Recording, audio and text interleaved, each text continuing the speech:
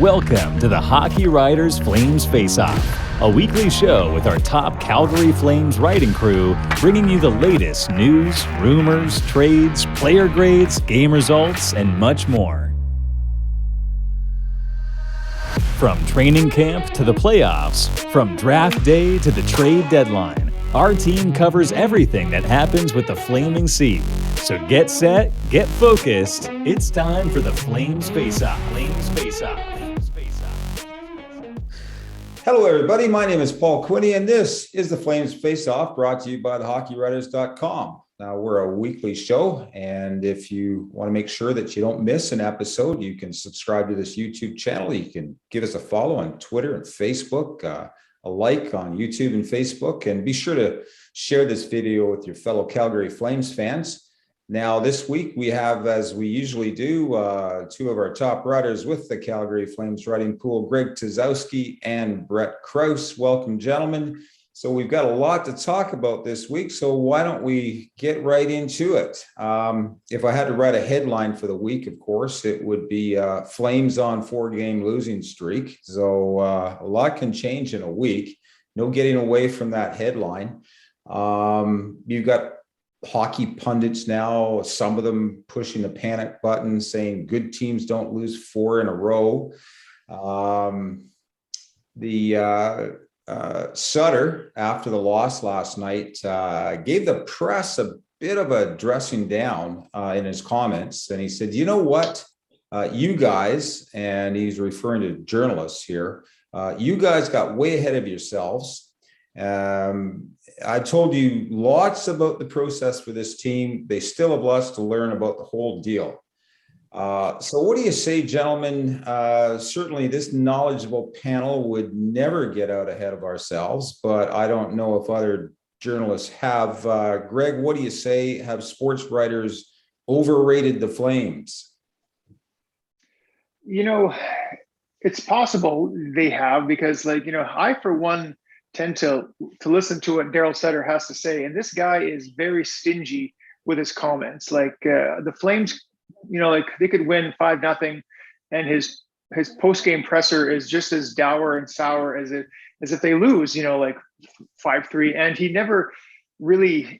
never come out and said, we're really rolling. We're going on all cylinders. He's always saying that we've got a long way to go. We have a long way to go. I've heard that many a time. So it's like, if the press is guilty of kind of saying the Flames are better than they are, I think that's on them, because the Flames themselves have never said that. And even the guys I find who they offer up in the post-game pressers, they're very humble. They haven't all season long. There hasn't been a whole lot of pumping themselves up or bragging up the team. They've kind of bought into the Sutter Kool-Aid and the Sutter system. So it's like, I, for one, have been enjoying the run that they're on, but I was always kind of waiting for the next shoe to drop, or maybe a losing streak to start. And so now that it has, I'm not hitting the panic button, but I never really thought that the Flames were world beaters to begin with. I just thought they were having a great start, and I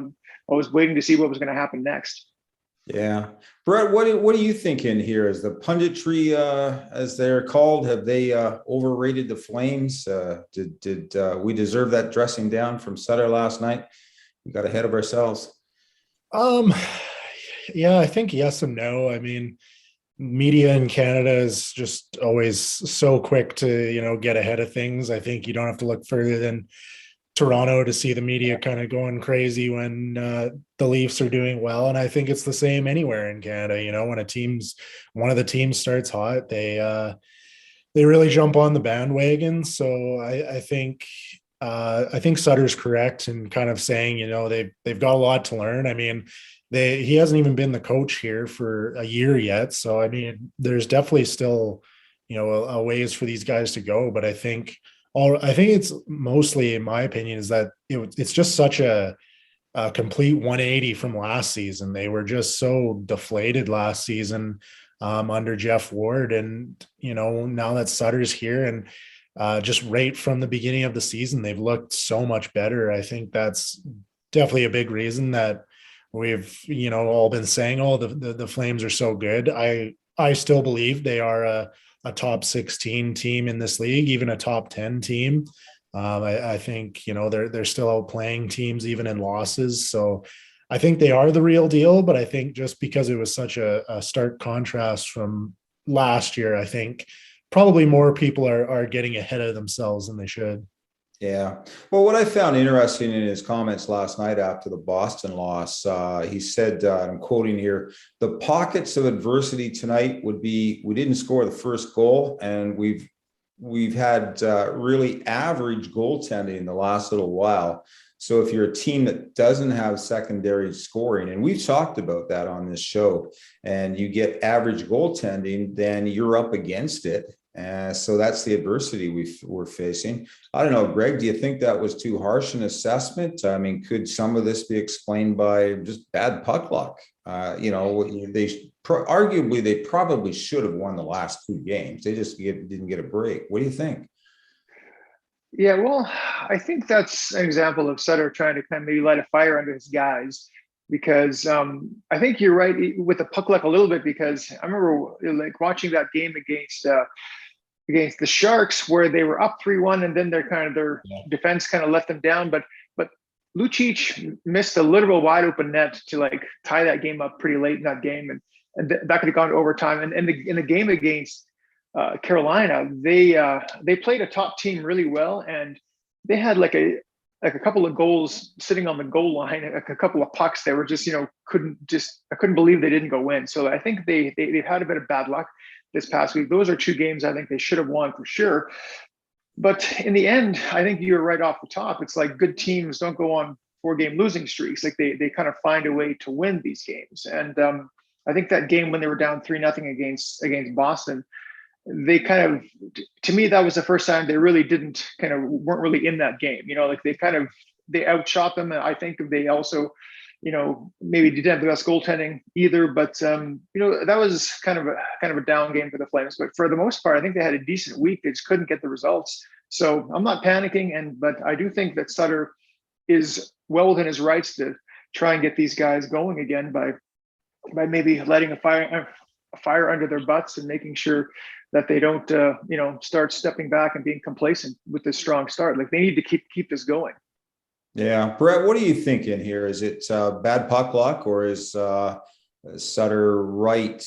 Greg's kind of thinking, well, he's trying to light a fire under him, maybe exaggerating the alleged shortcomings. What are you thinking?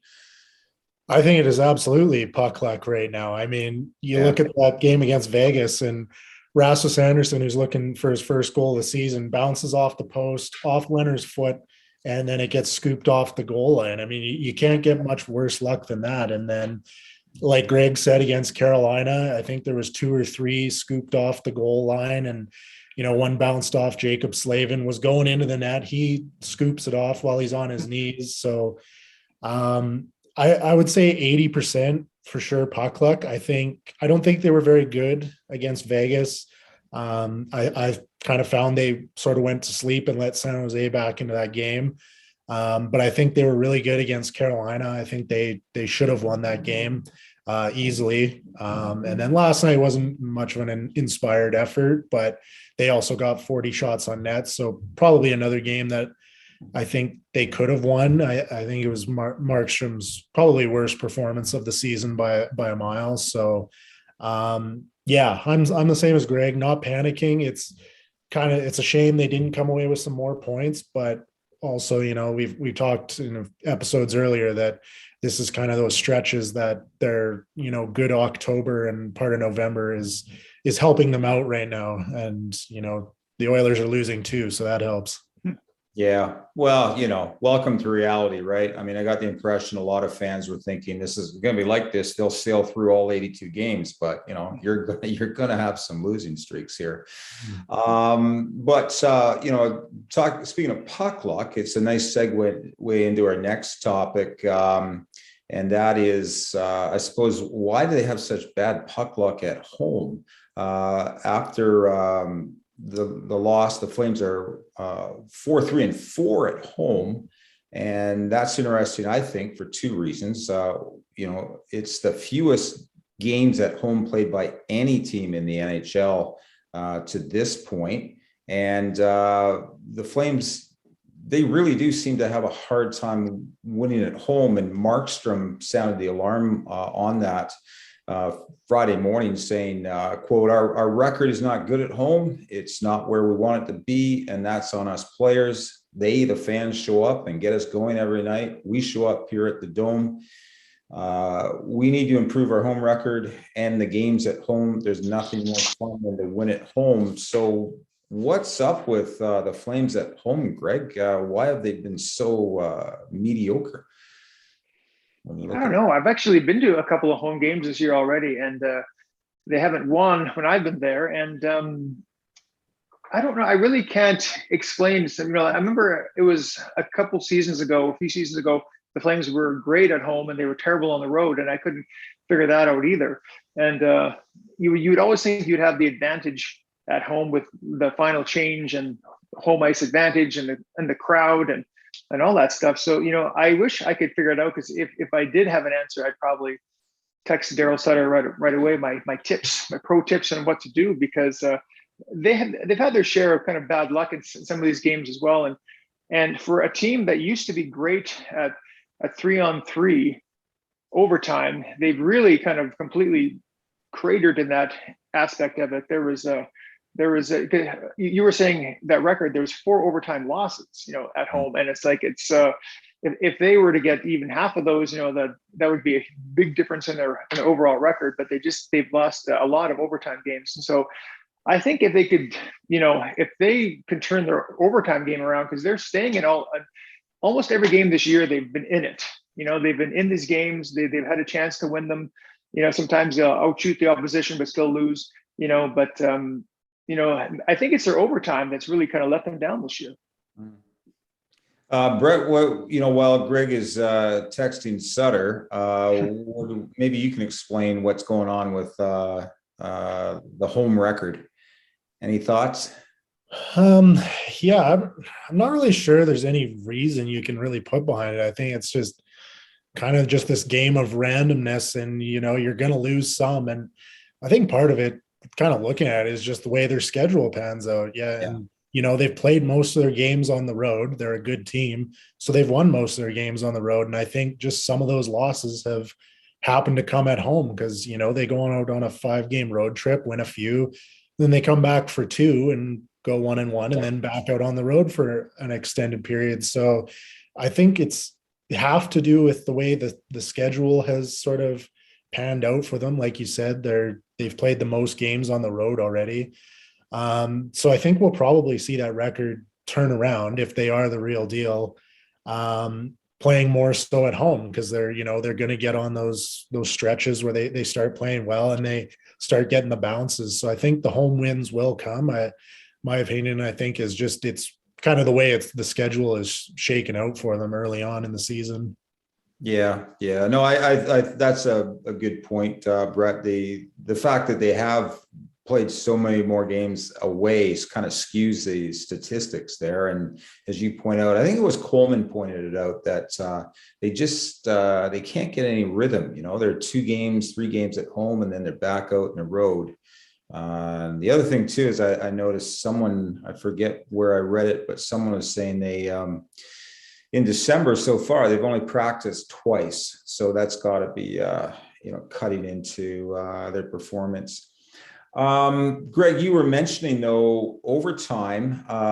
They're just not winning many in overtime. Lost 6 of 7 that have gone to overtime. What's up with that? Any thoughts on that? And it doesn't matter. They're still picking a point up. Yeah, the loser point is pretty important in today's NHL. Like, until they change the system and how they award points, getting that loser point becomes crucial. Like we all heard about how the Canadians got 11 of them last year, and Calgary had more wins than Montreal last year. But Montreal got that final playoff spot, and we all know what happened. They went all the way to the Stanley Cup final. So they're like a testament of how important these loser points are. So Paul, I agree with you in the extent that it's great that they're still getting these points, and does it matter?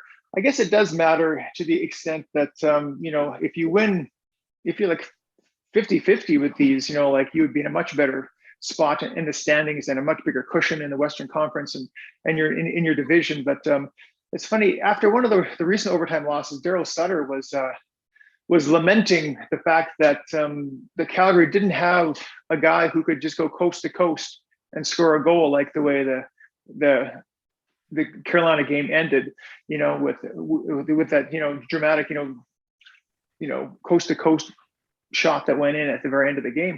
So do you think that could be part of the problem? Does Calgary not have a guy like that who can just, go from one end to the other and just pot it in overtime? Like they have a lot of, skilled players that they put on the ice in 3-on-3, but maybe they don't have that guy who can just kind of take over a 3-on-3, because there's a lot of room out there. And if you can have your way with the other team, you can be pretty successful in 3-on-3 overtime.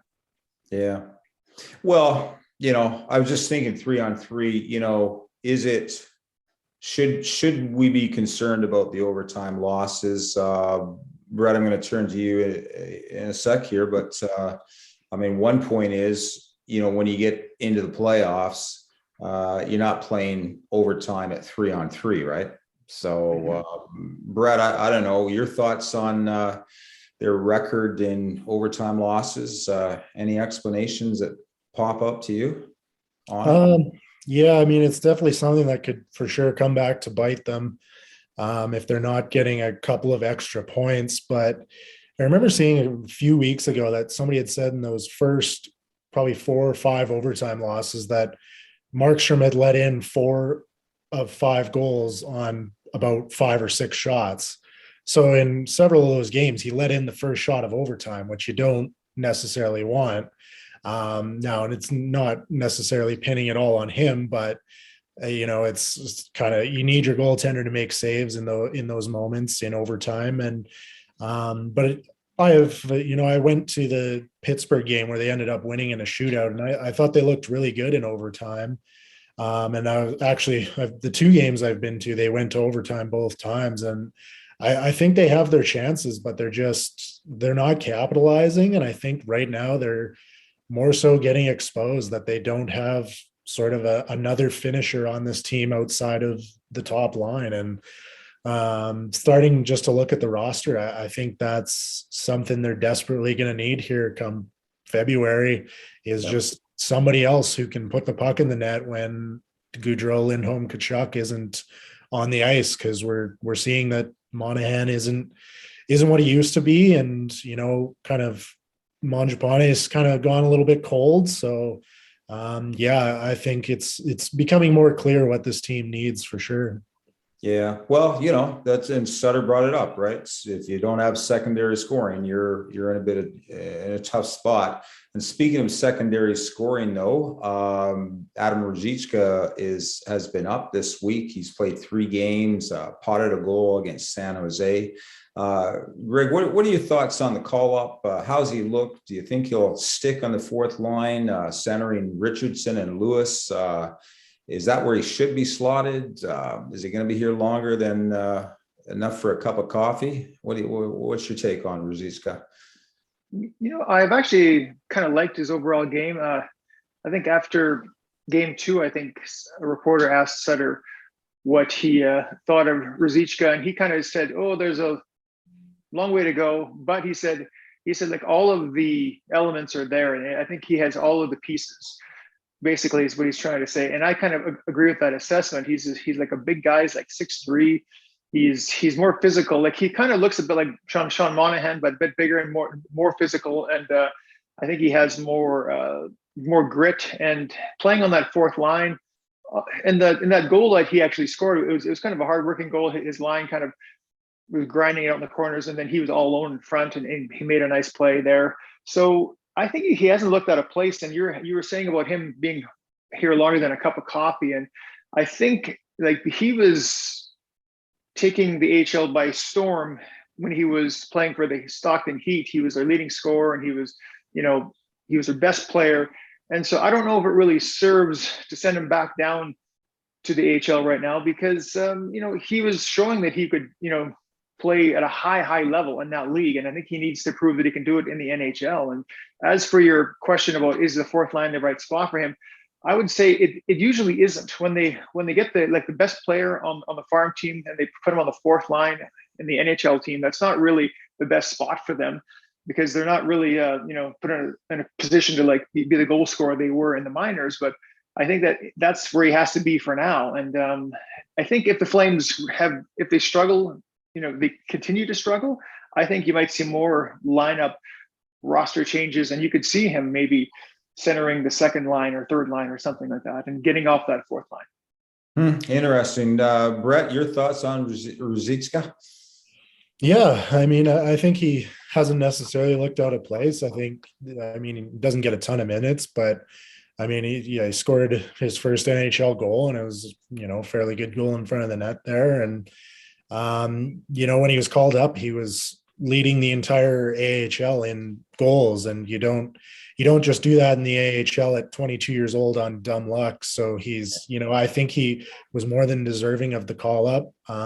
And, he's already helped out the team a little bit, although they should have won that game on his goal, but they, couldn't hold the Sharks off. But I think I'm kind of in agreement with Greg. I think, the fourth line, maybe not the best fit for him, but to get his feet wet in the NHL a little bit more, because he played last season, but against a banged up Vancouver team who had come off that huge COVID incident. So it wasn't necessarily the biggest challenges. And so now he's playing several teams, night in, night out. And, that's what Richardson and Lewis were brought in for, was their defensive capabilities. So they can kind of, mentor him a little bit. So right now it's working, but I think, if he is going to stick around, I'd like to see him move up the lineup for sure.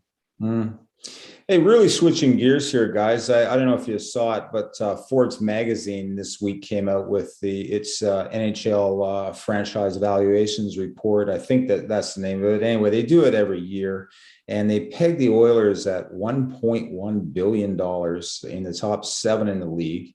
And then I personally was surprised the Flames were valued at 680. Doesn't make a whole lot of sense to me, but maybe there's something we're missing here. And maybe we need more time to discuss this and probably invite some economists on the show, but really fast. Greg, your thoughts on that valuation? I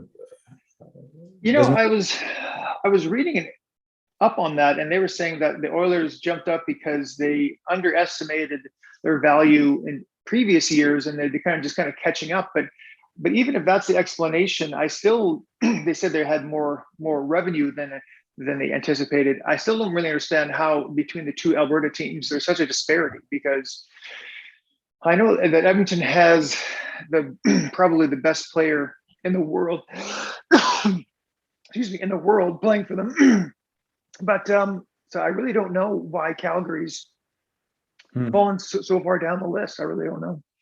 Yeah, I don't know, bro. What are you thinking here? Is the undersold Calgary? Are they a bargain? Or if I was a billionaire, I think it would be a wise decision to be buying the team. But if I think I saw somewhere that the arena is included in the valuation. So the Edmonton Oilers with brand new Rogers Arena, Rogers Place, probably bumps them up quite a bit. And I love the Saddle Dome, but it is past its due date. It's time for a new rink.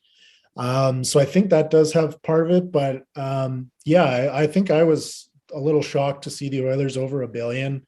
I think it definitely probably has something to do with having probably the top 2 players in the NHL on your team. They didn't really go into how they sort of evaluate it, which I kind of wish they did, because I would be interested in seeing how they sort of come to the valuation of each team, because it's kind of shocking to see the Rangers sitting at $2.2 billion and Arizona sitting at just over $400 million. The Rangers are worth 200-300% of what the Coyotes are. So it would have been interesting if they kind of broke it down how they did it. Yeah. Well, I don't know. Maybe the Rangers could spot the Yotes, as they're called, loan to pay off their taxes. I don't know. Yeah, that's crazy.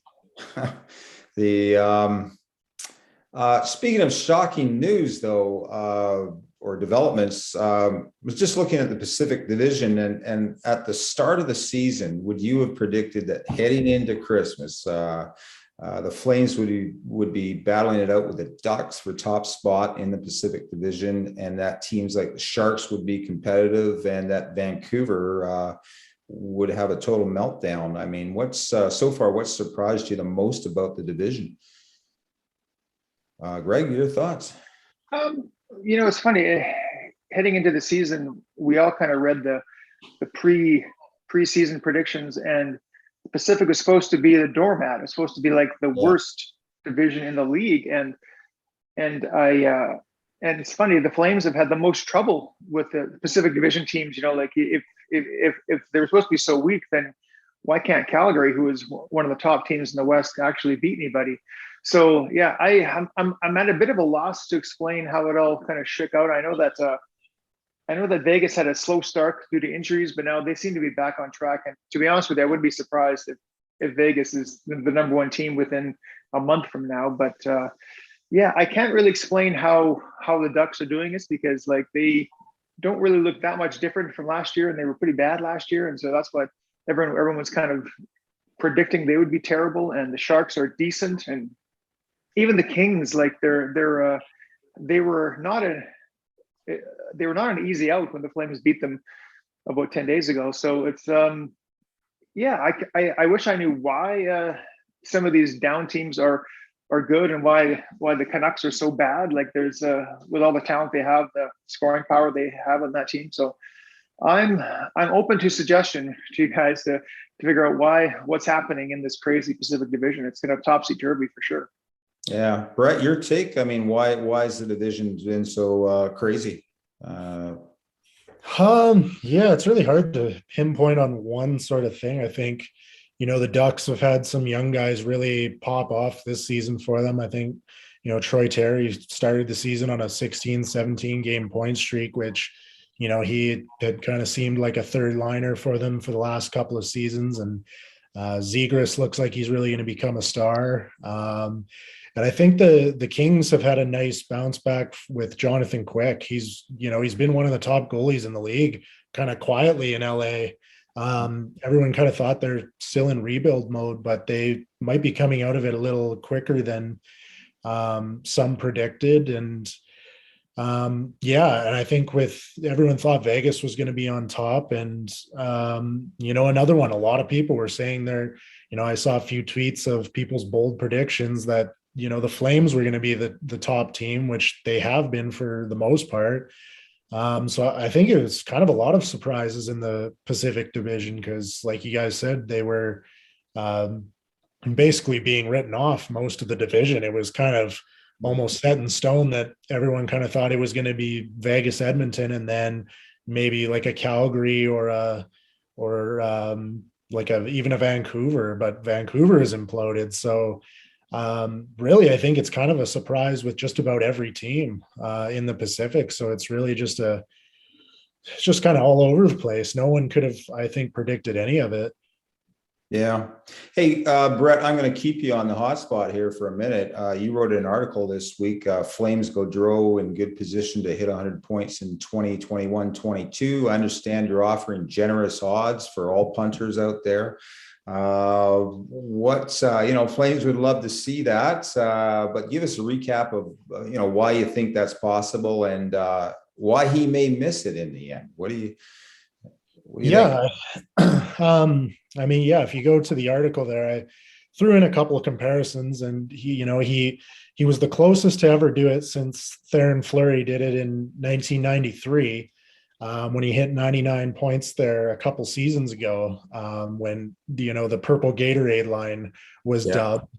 But this season, Tkachuk, Lindholm, and Gaudreau have been, posting even better underlying numbers than the purple Gatorade line did. But I think this year, Gaudreau's not quite on pace for 100, but I mean, I think they've been a little snake bitten on the power play. I think they're like, he's shooting infinitely more than he was in 18-19 on the power play. So I think those pucks are going to start going in, and just kind of the underlying numbers that he's been posting along with his whole line. I think he's in a good position to do it. I think it'll come down to the wire. My prediction that you can certainly roast me on in April is that I think he gets it done in game 82 this season. But yeah, I think, back to the puck luck conversation, I think he's been a little snake bit himself. Plus, he makes nice passes and, teammates just can't complete it. So I think some of those will start going in too. I think he's on the trajectory to do it, but it's going to be down to the wire if he does, for sure. All right, we've got you on video making that prediction, so it could be a good conversation there in May. Greg, closing out with you, you wrote a piece, Flames 2021-22 newcomers have been hit and miss, and of the newcomers you wrote about, who was the most pleasant surprise and the most disappointing, and how many of these newcomers are going to be around by trade deadline? That's a good question. Well, the biggest surprise and the most pleasant surprise has to be Dan Vladar. Like the Calgary goalie coaching staff has had their eye on this guy for, I guess, a few years. And when they announced, he was going to be their backup to Markstrom, like I was like, Dan who? Like I hadn't even heard of this kid, and he played 5 games for Boston the end of last season, and so to come out and do what he's done, like he's in the top 7 or 8 in every like category. He's played he's only lost 1 game in regulation all season. No, he's probably been the best, backup we've had in a long time at this point of the season. Because normally we've been complaining about how the backups can't win us a game. Well, pretty much all he's done is win the Flames games for them. So that's good. On the bad end, like Zadorov has kind of been a bit of a disaster. He's been like a healthy scratch 7 times this year. And they've tried Michael Stone his spot and Valimaki for 5 games at the start of the season.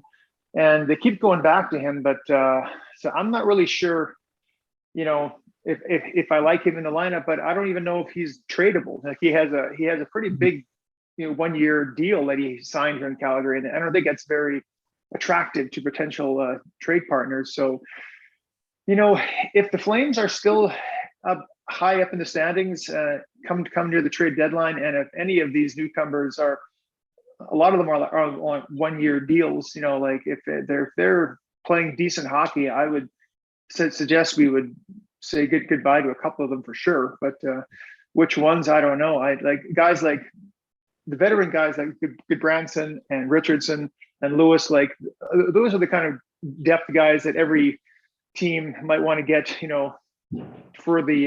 for a long stretch run, like they're like all veteran guys. So, and they've all played decent hockey for the Flames this year. So like those would be my guesses. If anyone's going to go with the trade deadline, it'd be the guys who played pretty decent for the Flames, not the guys like Pitlick and Zadorov who have been kind of disastrous so far. So. Well, it's going to be interesting to see. Well, thank you, gentlemen. Unfortunately, we've run out of time, but as always, that was a great discussion. And thank you, everybody, for joining us for another episode of the Flames Face-Off. We'll be back in a week. And in the meantime, if you need to fulfill your hockey fix, you can do that by subscribing to the Morning Skate. It's a relatively new hockeywriters.com publication, newsletter, comes out every morning right into your mailbox. I like it. It just covers everything that goes on in the world of hockey. And it's engaging, fun. It's written with a bit of an edge to it, tongue in cheek often. I'm sure you'll enjoy it. But to get it, of course, you've got to subscribe. And the way you can do that is Google The Morning Skate, subscribe that way, or you can go right onto our website up in the left-hand corner. You can register there for the newsletter. But I do encourage you to do that. So in the meantime, though, take care, and we'll see you in another week.